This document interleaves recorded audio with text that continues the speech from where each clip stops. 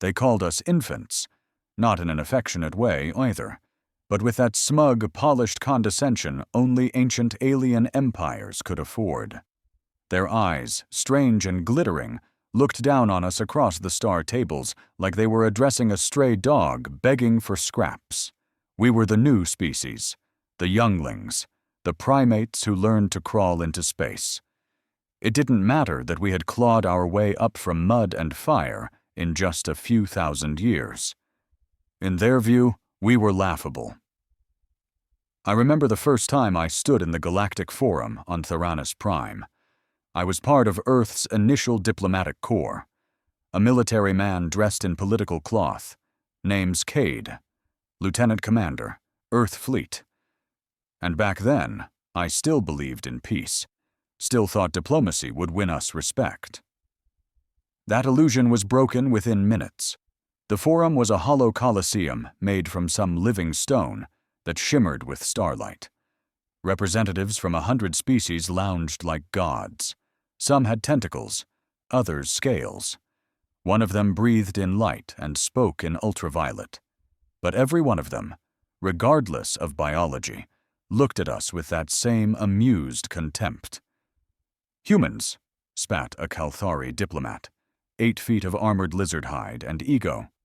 "You speak as though you've earned your seat. But what civilization of 4,000 years knows the burden of 1,000,000? Another voice joined in, smoother and crueler, from the Jarkai, mind-weavers who lived longer than most suns. "You burn so quickly, like sparks from a firecracker, loud, bright, then gone." They laughed. A chorus of ancient races laughing in perfect synchronicity, like predators humoring prey who thinks itself dangerous. I felt the anger rise in me, not as a soldier, but as a human. Not for my pride, but for my people. We'd crawled out of ice ages, wars, famines. We'd split atoms and mapped the human genome. We'd landed on Mars, built colonies on Titan, and constructed our first faster-than-light ships, while half of Earth still debated if aliens even existed. And they had the nerve to laugh. But we didn't react. Not then. Not visibly. We let them talk. We let them laugh. Because Earth had a plan, and part of that plan was patience. See, they thought we were children. But children grow up, and sometimes the quiet kid in the room has been lifting weights when no one's looking. They missed something crucial in their arrogance. Desperation breeds innovation. Fear makes you evolve. Struggle makes you stronger. And humanity had never known peace long enough to get comfortable. So while they sat on their thrones, clinging to millennia of complacency, we were building, experimenting, risking everything. Our first wave of ships weren't pretty, but they were fast. Our weapons weren't refined, but they were devastating. And unlike the council races, we didn't build for beauty. We built for war. The turning point came at the edge of neutral space, on a planet no one cared about. A human mining colony, new and unimportant, was attacked by a rogue faction of the Ilari Confederacy. They said it was a mistake, a targeting error. One of their ships accidentally fired a kinetic rail slug that leveled an entire dome, killing over 10,000 civilians. The Forum issued an apology. Not a punishment, not sanctions, just regret. The kind of regret you give a pet you forgot to feed. That was the day Earth changed. We pulled out of the Forum, closed our embassies, shut down the translators. Then we went dark. For 4 years, no one heard from us. No transmissions, no trade, no sightings. We were just gone. But behind the silence, we were doing what humans do best. We were preparing. 4 years. That's how long Earth stayed silent. To the rest of the galaxy, we looked like we'd gone home to sulk, like we'd accepted our place in the cosmic food chain. Let the big boys play. The laughter continued in our absence, mocking jokes in alien tongues about the emotional humans and the tantrum throwers from Terra. But the truth was far more dangerous. In secret orbital shipyards, cloaked from long-range scanners, Earth's best minds, military and scientific, worked day and night.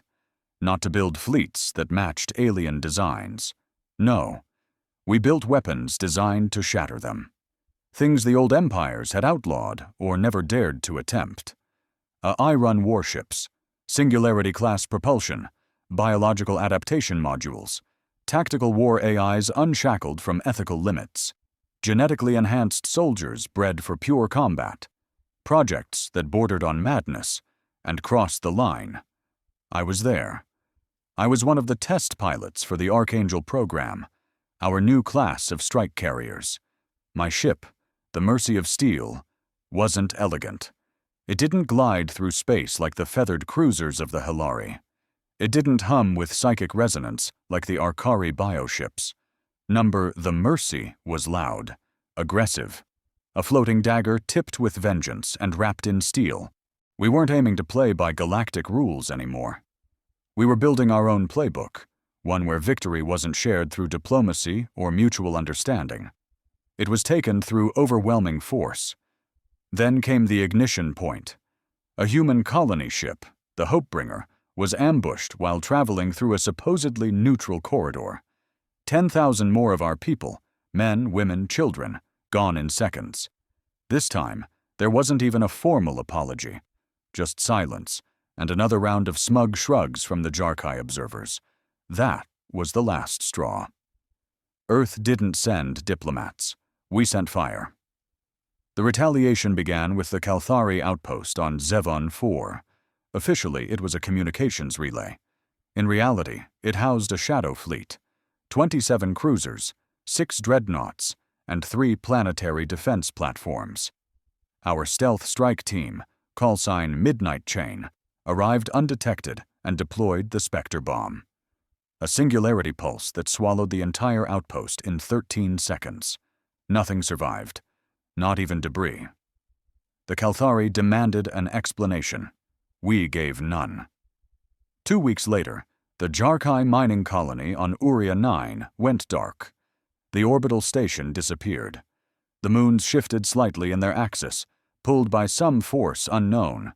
Sensors detected gravity anomalies. Whispers of another experimental weapon, Project Exile, a gravity well manipulator designed to crush matter into silence. Still, Earth remained silent. No claims, no denials. We didn't need words anymore. They wanted to call us young? Then let them fear what the young become when they grow teeth. Word spread. Whispers of the Terran Ghost Fleet. Rumors about ships appearing and vanishing in seconds. About humans who no longer bled red. About AIs who hunted not just bodies, but souls. They dismissed it at first. Ancient species with ancient pride. But that changed fast, because one by one their outposts began to fall.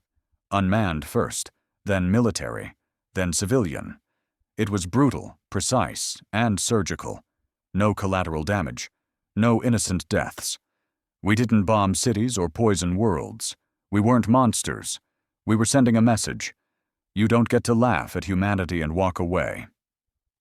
I remember sitting in the command chair of the Mercy, watching a Jarkai mothership tear itself apart, trying to escape our blockade.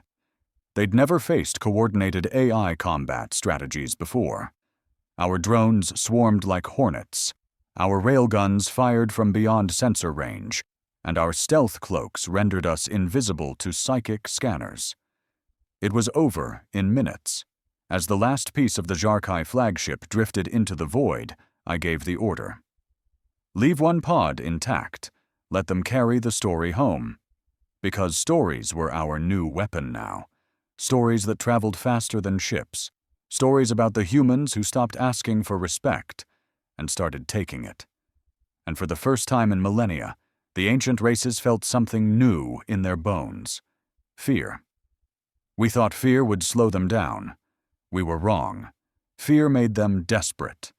The ancient species, so long divided by pride and political rot, suddenly remembered how to ally. Treaties were resurrected from digital tombs. Fleets were reforged. Old grudges were buried. For the first time in known history, the council races formed a united front. not to protect each other, but to stop humanity. They called it the Eclipse Accord. Their fleets gathered in the Narration Belt, a fortified stretch of asteroid colonies known for its deep defense grids. Hundreds of ships, planetary cannons, psi-barrier generators, war beasts bred in the core of neutron stars. Everything they had, they brought. Every species contributed, even ones that hadn't spoken to each other in centuries.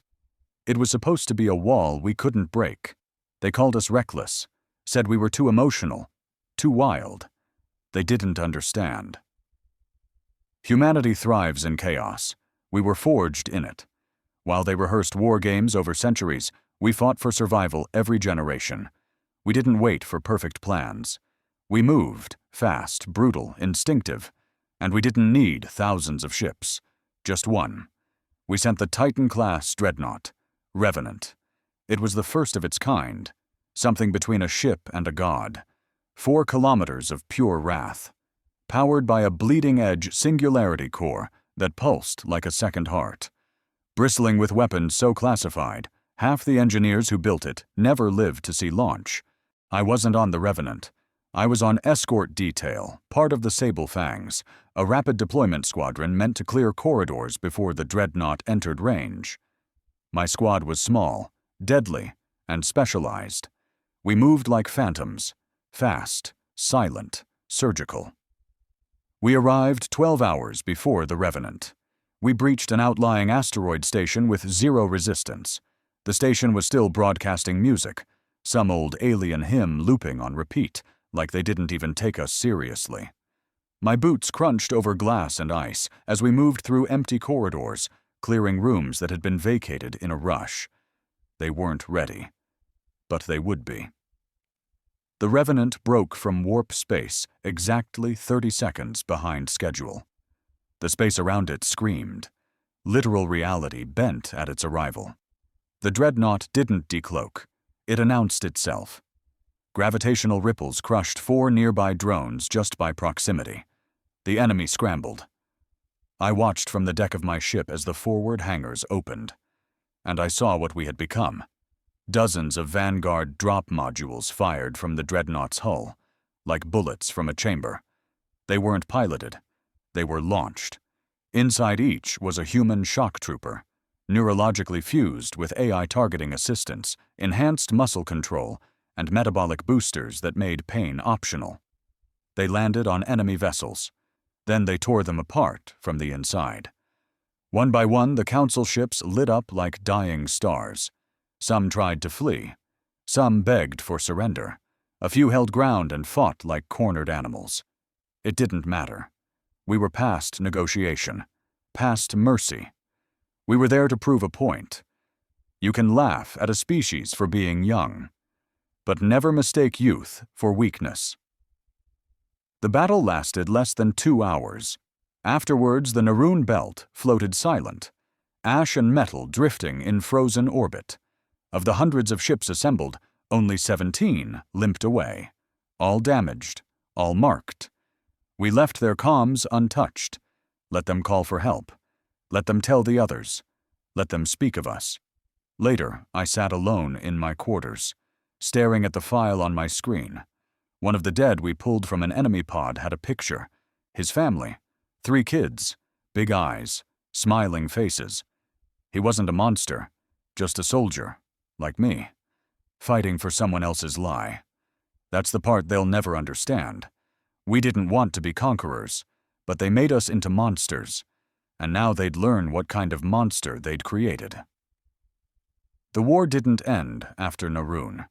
That was just the day the galaxy realized it had a problem it couldn't unsee. We weren't anomalies anymore. We weren't just the angry newcomers with a grudge. We had proven, undeniably, that we could take the best they had and reduce it to space junk and corpses. And worse, we did it without hesitation, without politics, without remorse.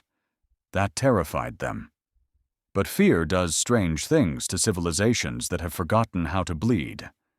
The Council of Elders, as they called themselves, held an emergency summit on Verelian Prime. Not that we cared anymore. They issued declarations. They passed condemnations. They called us a rogue, unstable species. One statement read, "Humanity has lost control of its moral compass and poses an existential threat to galactic harmony." Galactic harmony. Was that what they called centuries of hiding behind bureaucracy while innocent species suffered? Was that harmony when our colonies were attacked and all they sent were empty condolences? I was on Earth when that transmission reached our war room. My commander, General Routh, a man of few words and fewer smiles, just stared at the screen, chewing the inside of his cheek. Then he stood and said what we were all thinking. "They want to talk morality. Let's teach them about justice." The next operation was something different. Not a strike, not a show of force, an extraction. Deep in the Arxilian Republic, a species closely allied with the Jarkai, there was a facility. Black Site, not listed on any formal database. Our intelligence said they were experimenting on human prisoners, survivors from early colonial raids. For years, we thought they were dead. They weren't.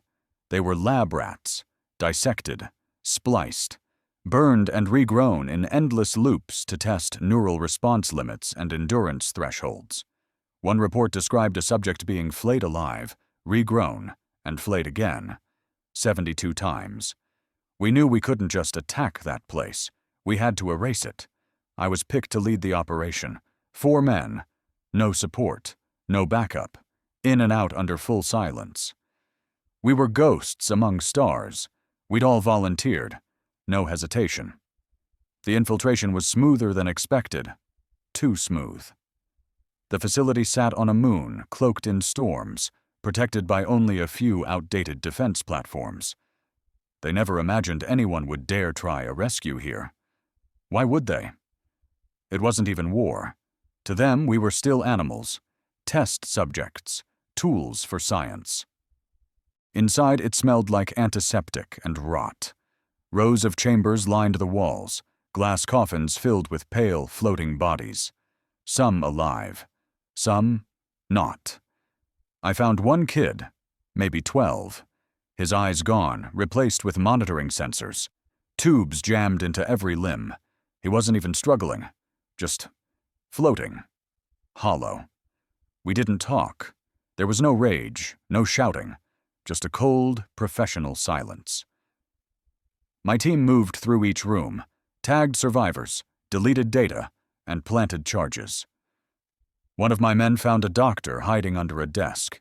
He begged in broken English, said he didn't know, said he was just following orders. That phrase lit something in me, so I reminded him of history. Everyone follows orders, until they're dead. He didn't get the chance to answer. We left with 47 survivors. Only 6 could still speak. The rest shook, cried, or stared into nothing. When the facility exploded behind us, I didn't feel relief. I didn't feel anything. Just the steady beat of my pulse and the pressure of my jaw clenched tight. Back on Earth, the footage leaked. Not officially. Not from us. Someone else pushed it into the galactic net. Maybe one of the medtechs. Maybe a pissed-off hacker from one of the Terran colonies. Doesn't matter. The images spread. The galaxy saw what had been done. And for the first time, the ancient races stopped laughing. Not out of fear, but out of shame. And we knew then, the tide was starting to turn. They hadn't just underestimated us. They had exposed themselves. There's a strange silence that follows public horror. The kind that drifts in after mass graves are found, or war crimes are exposed, when even the loudest mouths don't know what to say. That was the galaxy in the days after the Arxilian facility footage leaked. You couldn't unsee it. Not the child floating in wires. Not the dissected man blinking as if waiting for death. Not the automated limbs cutting open live humans like they were tuning an instrument. The images ran everywhere. Pirate feeds, black market channels, even inside council networks. People watched. Then they turned away. Then they watched again. But the real moment? That was when one of the surviving test subjects spoke. His name was Jaren, 29, used to be a botanist on a Mars orbital lab. They'd taken him during the raid on Outpost Delta 4, labeled him Specimen 38A. He was the only one with enough mental function left to sit in front of a recorder. He didn't scream, didn't beg. He just looked into the lens and said, "They said humans didn't feel pain the right way. So they kept trying new ways to teach us." That one line burned through 1,000 years of alien pride. Public opinion, among the fringe races, the neutral systems, the ones who never trusted the Council in the first place, shifted like a seismic crack. Suddenly, we weren't the threat. We were the victims who struck back, and that's when we stopped being alone. The defections started small.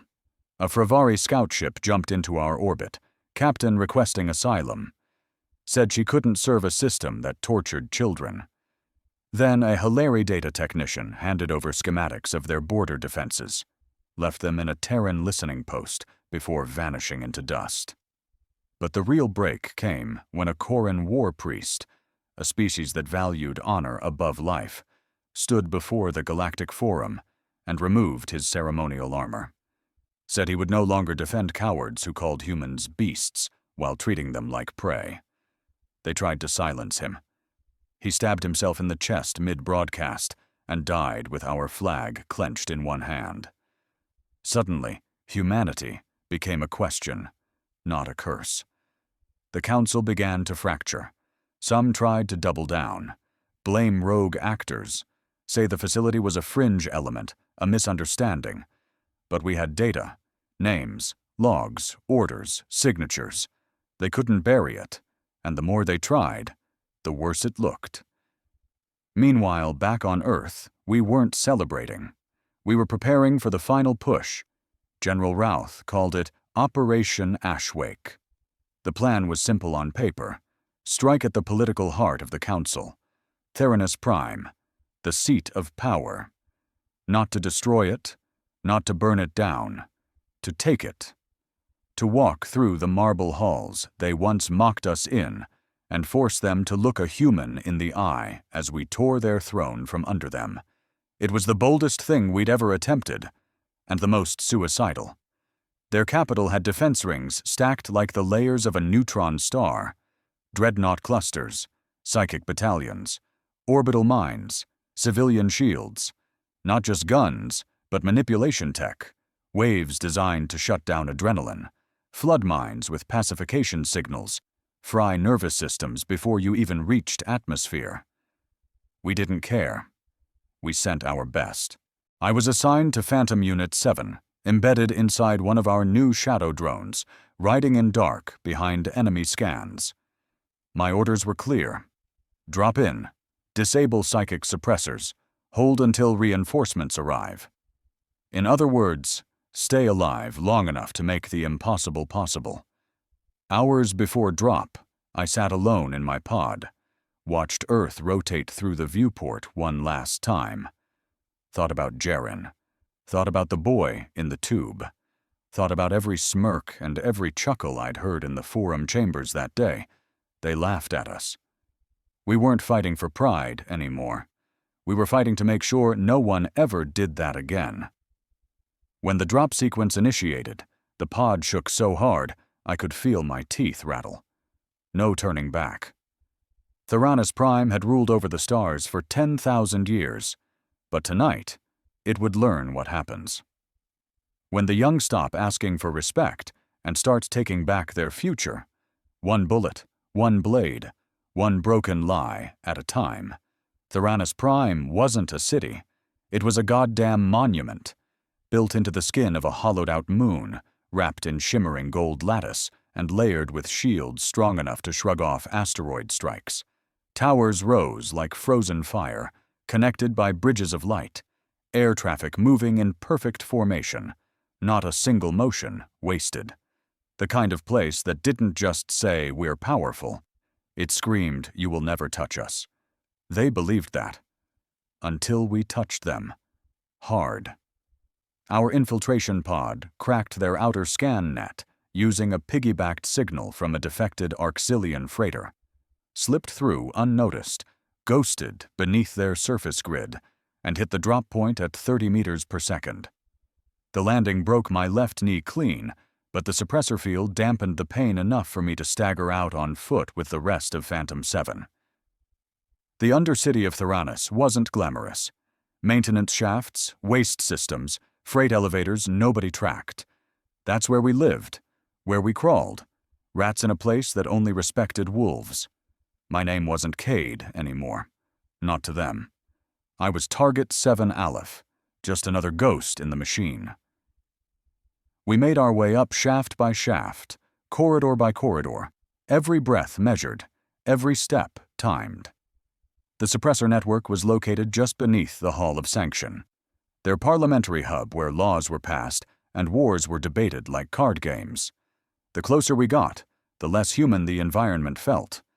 The walls buzzed with psychic interference, a constant low hum that made your skin itch and your thoughts scatter.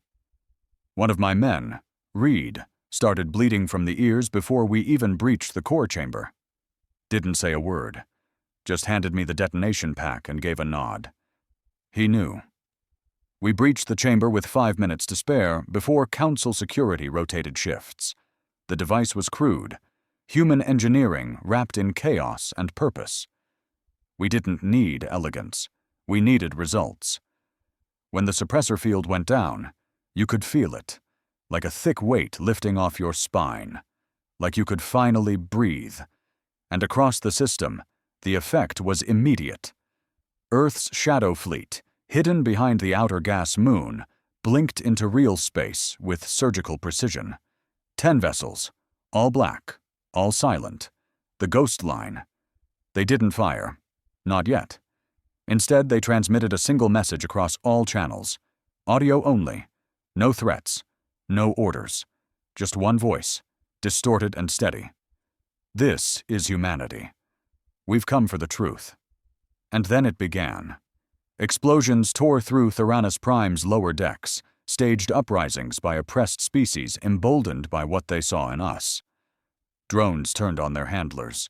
Entire squads of council guards laid down weapons, confused, overwhelmed, unsure who the enemy even was.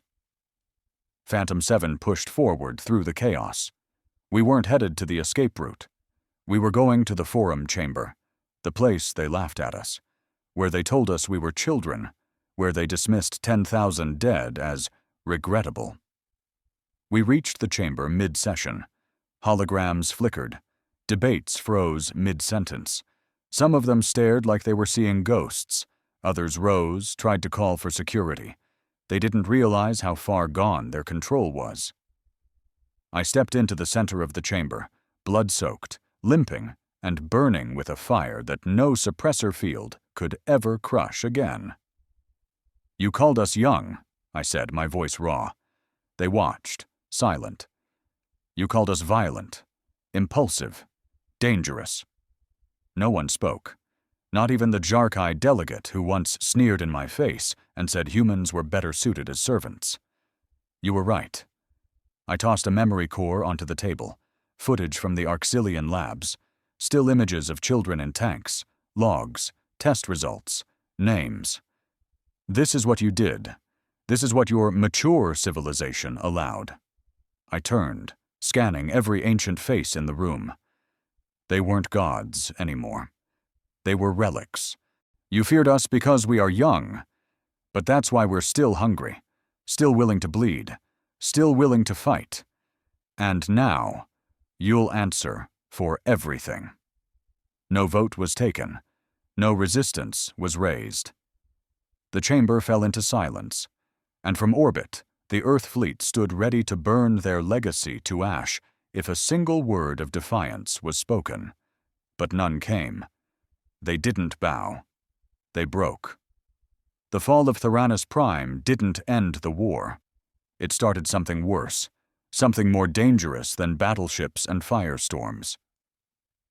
It started the collapse of the illusion that the council races were superior, that their age made them wiser, that their calm meant peace, and our rage meant chaos. For the first time in 10,000 years, entire sectors began questioning everything they were taught. And once that doubt spread, it didn't stop. It infected entire species. Whole colonies turned their backs on their homeworlds. Flags burned. Statues were pulled down. Systems long silenced by fear and policy erupted into resistance. Not just in our name, but in their own. Because when one race stands up to an empire and survives, it tells everyone else one terrifying truth. You can fight back. We didn't ask to be leaders of a revolution, but we became one. My squad was pulled from Theranos shortly after the Forum fell. I didn't walk out a soldier. I walked out a symbol. I hated that. Hated how people started looking at me like I was something more than a man. Like I was a weapon and a messiah rolled into one. I didn't feel like a hero. I felt used up. My knee hadn't healed right. My right hand shook when I tried to hold a pen. I'd stopped sleeping. Not from fear, from clarity, because now I knew exactly what we had to do next. We had to hold the galaxy accountable. So we did something Earth had never dared before. We issued our own version of the Elder Trials, galactic tribunals where council members would stand trial for crimes against humanity. And not just ours. Any race that had suffered under the weight of lies, superiority, and silence. They mocked it at first. Said we didn't have the authority. So we dragged the Jarkai Biominister, one of the architects of the Arxilian facility, out of his panic vault and live-streamed the evidence, confession, and execution. They stopped laughing. Every trial we held, more witnesses came forward. Scientists, soldiers, survivors, some who hadn't spoken in centuries. They wanted to be heard, finally, fully. And the galaxy watched it all. The worst part? The aliens we thought were monsters weren't all evil. Some were cowards. Some were just indoctrinated. Some believed deep down that we were dangerous and used that belief to justify anything, like we were bombs walking on legs, like we needed cages, not rights. One trial stuck with me. A Hilari commandant, a silver-skinned being whose voice vibrated like chimes, stood trial for approving an orbital strike that vaporized a Terran refugee fleet. He gave a speech. "I feared you," he said. "You rise too fast. You burn too bright. I saw fire in your eyes and thought it was madness. But now I see. It was will. And I was a coward." He asked for forgiveness. He didn't get it. Not because we were cruel, because some things don't get forgiven. Meanwhile, back on Earth, we changed too. We weren't the same scattered nations who'd once fought over oceans and borders. After Theranos, after the trials, we became something unified. A fractured species, yes, but bonded by scars. We didn't agree on everything. We still argued, shouted, bled. But now we bled together. We forged the human accord, a pact stronger than any single government, focused not on conquest, but protection. Not peacekeepers, not colonizers, guardians, not just of our own, of every voice silenced, every race enslaved, every species the Council had once stepped on. We built stations not for power, but for safety. We sent ambassadors, not diplomats with smiles, but truth-bringers, survivors, fighters, people who'd earned the right to speak. And slowly, the galaxy started listening. But I never forgot what this all cost us. The dead didn't get monuments. They got peace. The kind found only in silence. The kind bought by blood. We didn't rise because we were better. We rose because we had nothing left to lose. And when a species reaches that point, the stars aren't enough to stop them. They say history is written by the victors. But in our case, we didn't write it with words. We carved it into the bones of a galaxy that forgot how to feel fear.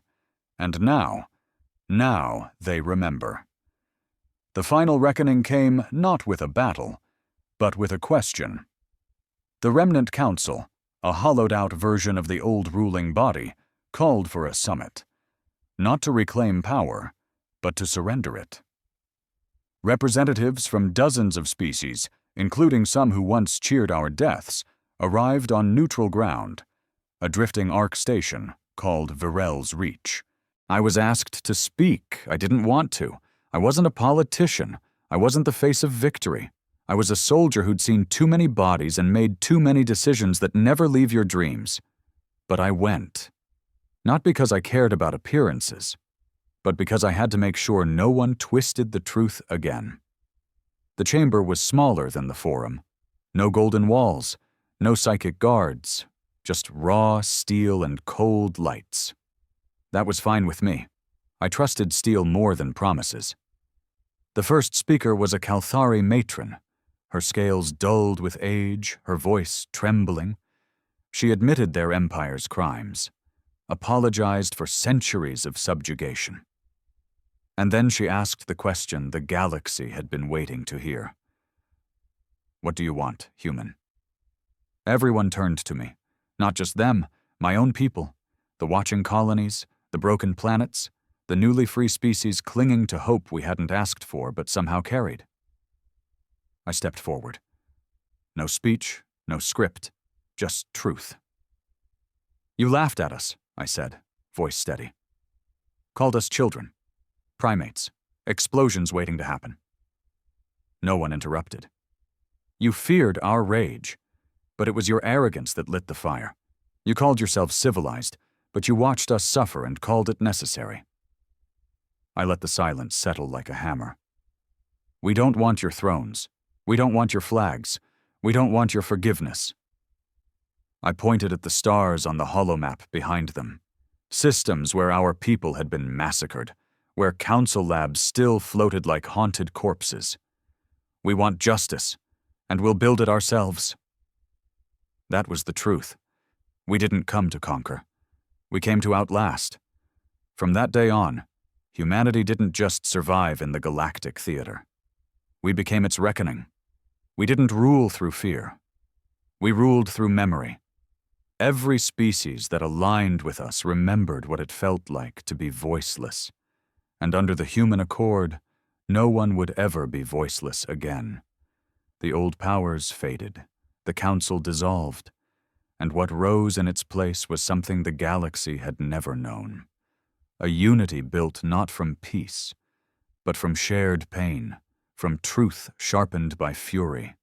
And every year, on the anniversary of Narun, we hold the Night of Fire, not to celebrate war, but to remember the moment we stopped asking for respect and took it. As for me, I left the fleet years ago, took a ship, went quiet.